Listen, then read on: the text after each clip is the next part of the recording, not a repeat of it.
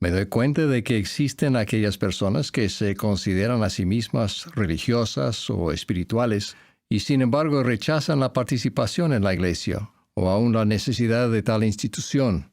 La práctica religiosa es para ellas estrictamente personal.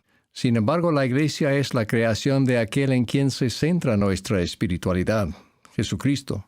Vale la pena hacer una pausa para considerar por qué Él escoge utilizar una iglesia, su iglesia, la iglesia de Jesucristo de los santos de los últimos días, para realizar la obra de Él y la de su Padre, de llevar a cabo la inmortalidad y la vida eterna del hombre. El antiguo objetivo sigue siendo el de predicar las buenas nuevas del Evangelio de Jesucristo y administrar las ordenanzas de salvación. En otras palabras, llevar a la gente a Cristo. Ahora, por medio de esta iglesia restaurada, la promesa de redención está al alcance aún de los espíritus de los muertos, que durante toda su vida supieron poco o nada en cuanto a la gracia del Señor. ¿De qué manera su iglesia lleva a cabo los propósitos del Señor? Es importante reconocer que el propósito primordial de Dios es nuestro progreso. Su deseo es que continuemos de gracia en gracia hasta que recibamos la plenitud de todo lo que Él puede ofrecer. Eso requiere más que simplemente ser amables o sentirse espirituales.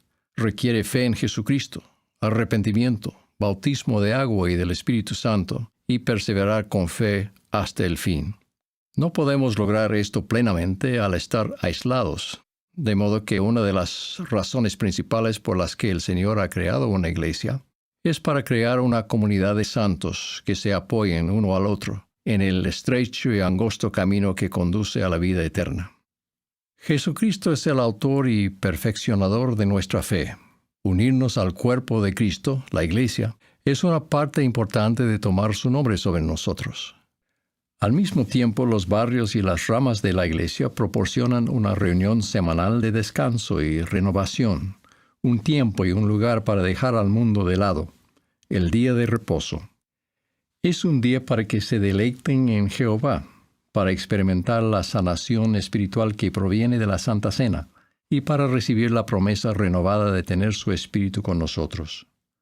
Sin las aptitudes de su iglesia en el lugar adecuado, la comisión del Salvador de llevar el Evangelio a todo el mundo no podría realizarse.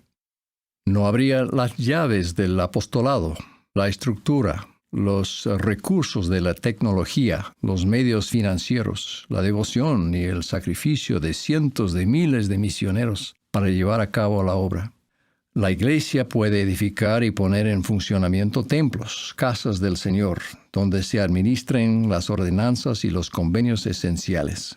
José Smith declaró que el propósito de Dios al reunir a su pueblo en cualquier época es para, cita, edificar una casa del Señor en la cual Él pueda revelar a su pueblo las ordenanzas de su casa y las glorias de su reino, y enseñar a la gente el camino de la salvación.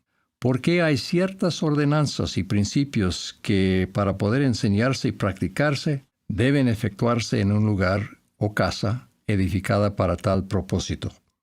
Si una persona cree que todos los caminos conducen al cielo, o de que no hay requisitos específicos para la salvación, no verá la necesidad de proclamar el Evangelio, ni que las ordenanzas y los convenios rediman ya sea a los vivos o a los muertos.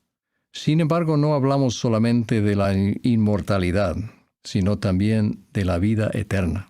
Y por ello, el sendero del Evangelio y de los convenios son fundamentales, y el Salvador necesita una iglesia para ponerlos a disposición de todos los hijos de Dios, tanto de los vivos como de los muertos.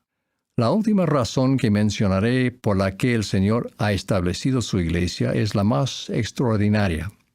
La iglesia es, después de todo, el reino de Dios sobre la tierra. Los oficiales del sacerdocio de la iglesia preservan la pureza de la doctrina del Salvador y la integridad de sus ordenanzas de salvación. Ayudan a preparar a aquellos que desean recibirlas. Consideran su dignidad y luego efectúan dichas ordenanzas. Al poseer las llaves del reino, los siervos del Señor pueden determinar tanto la verdad como la falsedad, y nuevamente declarar con autoridad, así dice el Señor.